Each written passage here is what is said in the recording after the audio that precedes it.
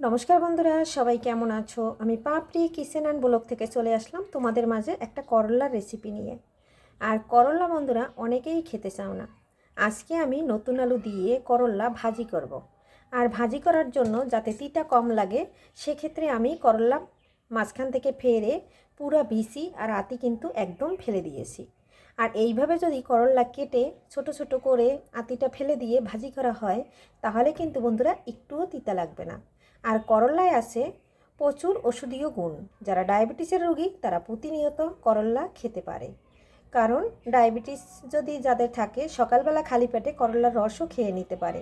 করলা কিন্তু আমাদের শরীরের জন্য খুবই উপকারী একটা খাবার। আমার ভিডিও কাছে এবং দূরে, দেশ ও দেশের বাহির থেকে সবসময় আমার যে বন্ধুরা দেখে এবং অনেক অনেক ভালোবাসা দেয় তাদের জন্য আমার মন থেকে অনেক অনেক ভালোবাসা রইল। দেখো বন্ধুরা, করলাটা কিন্তু আমি খুব সুন্দর করে কেটে নিয়েছি, একদম মাঝখানের বিচি আতি কিছুই নাই। এভাবে করলা ভাজি করলে একটু তিতা লাগে না।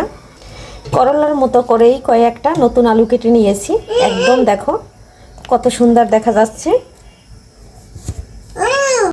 বন্ধুরা, ফ্রাই প্যানে তেল দিয়ে দিচ্ছি।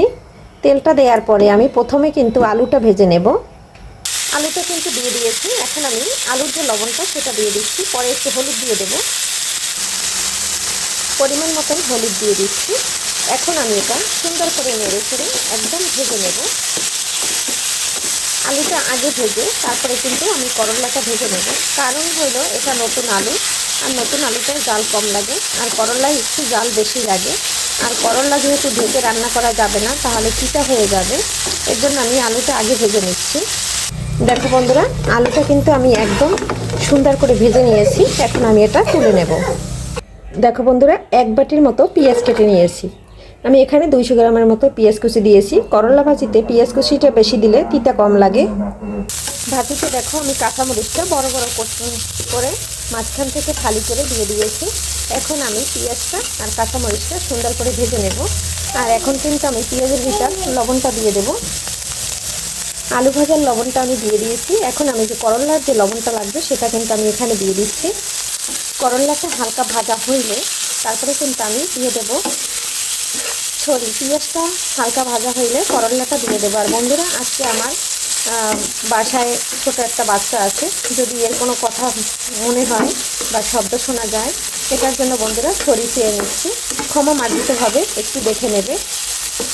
আমার ভিডিওটা যে যেখান থেকে দেখো না কেন বন্ধুরা, ভালো লাগলে একটা লাইক দিয়ে সাথে থাকবে, এবং যারা ফেসবুক থেকে দেখবে ফলো দিয়ে দেবে, আর যারা ইউটিউব থেকে দেখবে তারা একটু সাবস্ক্রাইব করে দিবে। আর আমার যে সবসময় যে বন্ধুরা ভিডিও দেখে, যারা আমার পেঁয়াজটা কিন্তু আমার ভাজা হয়ে গেছে, এই পর্যায়ে কিন্তু আমি করলাগুলো দিয়ে দেব।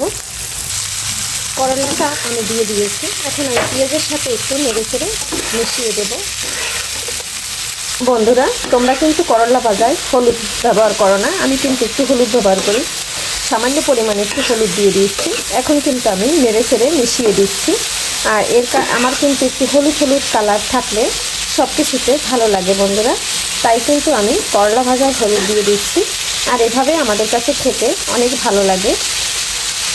দেখো বন্ধুরা, করলাটা কিন্তু আমি একটু ঢাকি নাই, আর আমার কালারটা কিন্তু খুব সুন্দর আসছে। এখন আমি একটু উল্টে পাল্টে নেড়ে দিচ্ছি।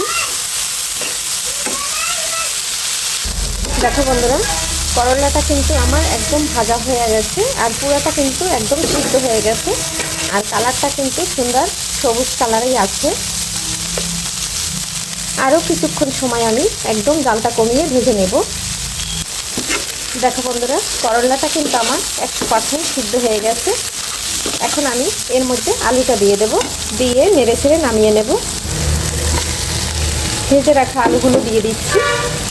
আলু আর করলা একসাথে দিয়ে আরও 5 মিনিট মতো ভেজে নিয়েছি, আর আমার ভাজাটা কিন্তু হয়ে গেছে। এখন আমি নামিয়ে নিচ্ছি। বন্ধুরা, এরকম যদি করলা ভাজা থাকে আর সাথে যদি থাকে গরম ভাত, একদম জমে যায়, আর খেতে কিন্তু বন্ধুরা অপূর্ব লাগে। এভাবে একবার করলা ভাজি করে খেয়ে দেখো বন্ধুরা, এর স্বাদ কখনোই ভুলবে না।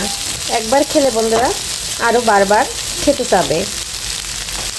আজকের ভিডিও বন্ধুরা এখানেই রাখছি, পরবর্তীতে দেখা হবে নতুন কোনো রেসিপি নিয়ে। এ পর্যন্ত সবাই ভালো থাকবে, সুস্থ থাকবে, শরীরের দিকে খেয়াল নেবে। Bye bye.